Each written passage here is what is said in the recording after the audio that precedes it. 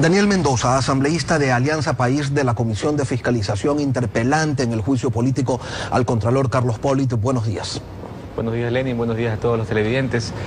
Firmes y continuando con esta iniciativa legislativa en contra de cualquier acto de corrupción, pequeño o grande, la propuesta nuestra es básicamente llevar a buen puerto esta solicitud de juicio político al Contralor Carlos Pollitt. Ha presentado su renuncia, entiendo que es de carácter irrevocable, deberá seguir el trámite regular, pero nosotros como Asamblea Nacional pues tenemos un compromiso con la ciudadanía y ese compromiso es recuperar el significado de la fiscalización y de un instrumento tan importante como el juicio político, que en el pasado todos los ecuatorianos recuerdan cómo se utilizaba básicamente para pugnas partidistas o como plataforma para que actores políticos se impusieran sobre otros actores políticos. Hoy queremos demostrarle que es una lucha en contra de la corrupción y pro honestidad, una búsqueda de la verdad. Las indagaciones fiscales iniciaron en mayo. Carlos Pollitt salió del país días antes de que se allanaran sus propiedades. El juicio político se sustancia en junio.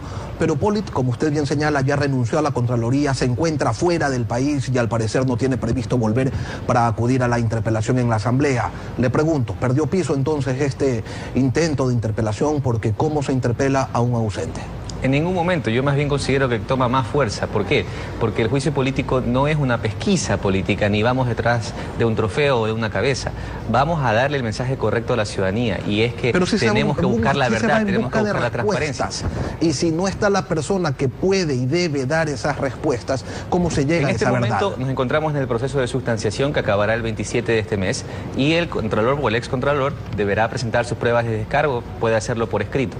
Luego de esto se lo notificará. Si se elabora el informe motivado recomendando juicio político al presidente de la Asamblea, pues se lo convocará, y eso es lo que él tiene como derecho a la defensa. Si entra en rebeldía y no asiste al Pleno, nosotros continuaremos, porque lo que tenemos que darle es el mensaje correcto a la ciudadanía. La Asamblea Nacional está liderando la lucha contra la corrupción con el liderazgo marcado de nuestro presidente de la Asamblea Nacional, José Cerrado Salgado.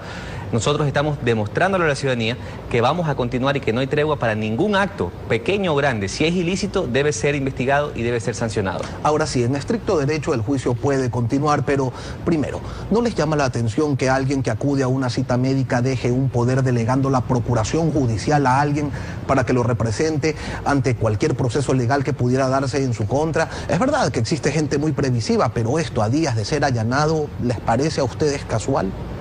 En ningún momento. A mí particularmente significa un elemento adicional dentro del análisis que debemos hacer en la Comisión de Fiscalización y Control Político. Esos y otros elementos. Recuerden que hemos recibido varias comparecencias. Una de estas, la comparecencia del fiscal general de la Nación, Carlos Vaca, la comparecencia de Raquel González, presidenta del Consejo de Participación Ciudadana y Control Social, y el día lunes próximo a las 2 de la tarde recibiremos la comparecencia del ex fiscal Galo Chiriboga. Por lo tanto, nosotros estamos recabando más elementos para poder elaborar este informe motivado y avanzar y llevar este juicio a buen puerto. O sea, ¿sí van a buscar ustedes una respuesta a esta sorpresiva salida con procuración judicial muy previsiva? O la van a dejar?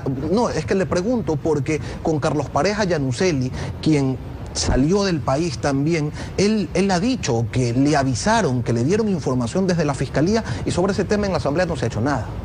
Todo debe ser investigado. Yo siempre hago un llamado y una exhortación a que cualquier persona que se encuentre frente a una cámara o ante un micrófono siempre respete el debido proceso y respete y nunca violente el derecho constitucional de presunción de inocencia de todos los ecuatorianos. No es de una persona exclusiva, sino de todos los ecuatorianos. En esa misma línea, pues nosotros debemos investigar absolutamente todo. En esa yo me adhiero a las palabras del vicepresidente, que ha ratificado una vez más: hay que investigar todo y a todos. A propósito del vicepresidente, ¿de qué realmente ustedes están acusando a Carlos Pollitt? Porque las pruebas que usted presentó son recortes de prensa. Sí, la Fiscalía lo investiga por concusión, pero esas pruebas usted, que es el interpelante, no las tiene. Lenin, pero Jorge Glass, recuerde en que su intervención ante la Comisión de Fiscalización hace pocos días, dijo que le daría vergüenza hacer una denuncia basada en recortes de prensa o en publicaciones de redes sociales. Y bueno, como lo quieren hacer ciertos asambleístas. Y bueno, a usted también Jorge Glass le dijo insolente por haberle preguntado si había recibido dinero de Caminosca. Pero en el tema del juicio político al Contralor, ¿ya tiene pruebas concretas o qué es lo que está esperando?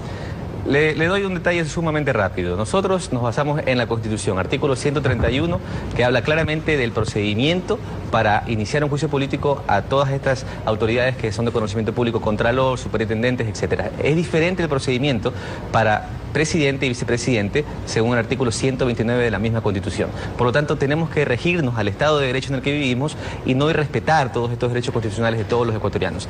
En lo que nos compete a nosotros como Asamblea Nacional, en este artículo 131, incumplimiento de sus funciones, incumplimiento de la Constitución y la ley, en la misma comparecencia que hizo el fiscal general en la comisión, él habló del entramado que ha descubierto en el Ecuador y todos los elementos que han permitido que se den todos estos actos de corrupción. Uno de estos elementos es el anulamiento del control. Lo ha dicho él, no lo digo yo, lo dijo él públicamente en la Comisión de Fiscalización y Control Político en su comparecencia. Todos los demás elementos son también adicionales para poder elaborar este informe. El que el señor Contralor haya salido del país, el que haya una denuncia interpuesta ya por la fiscal subrogante Tania Moreno por el presunto delito de concusión, el que no haya dado todavía una respuesta al país. Todo eso nos permite a nosotros avanzar en este proceso y siempre ratificando de que este es un juicio político, no es un juicio ni penal ni civil. Por lo tanto, nosotros terminaremos en un debate con una votación de los 137 asambleístas democráticamente electos que representan a todo el país. En esa línea tenemos que basarnos. Diferente pasa con el artículo 129 de presidente y vicepresidente para iniciar un juicio político. Tiene que haber un dictamen de la Corte Constitucional, tiene que haber un delito específico. Hay 3 causales específicas que están en la Constitución. Yo invito a todos los televidentes a que leamos la diferencia. Es decir, no se trata de ir solamente utilizando la palabra fiscalización como plataforma, porque muchos lo están haciendo. Es decir, yo he visto declaraciones de asambleístas de oposición que primero hablan de que en la presencia que tuvo el vicepresidente en la Asamblea como comisión general no tuvieron espacio para preguntar. Y yo le quiero decir a la ciudadanía muy frontalmente, esas preguntas que ellos dicen que no pudieron hacer, las presentaron por escrito. Ellos tuvieron un delegado de una bancada que fue y no tuvo límite de tiempo. Ahora, porque no se le planteó un solo límite de tiempo, preguntaron todo lo que quisieron y el señor vicepresidente respondió todas y cada una de las preguntas. Yo hice mis preguntas.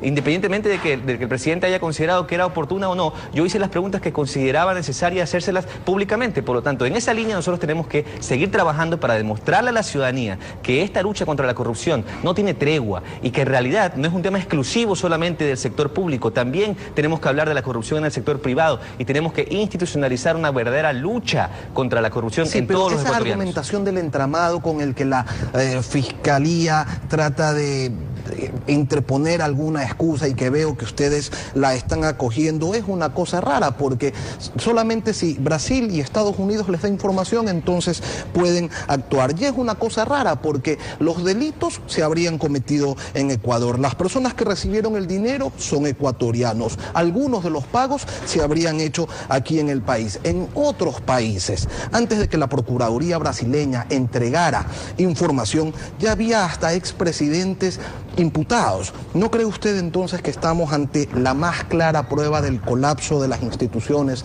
de control aquí en el país? En ningún momento. Tenemos que respetar la institucionalidad del país, una institucionalidad que ha sido construida y ha sido recuperada de lo que antes no existía.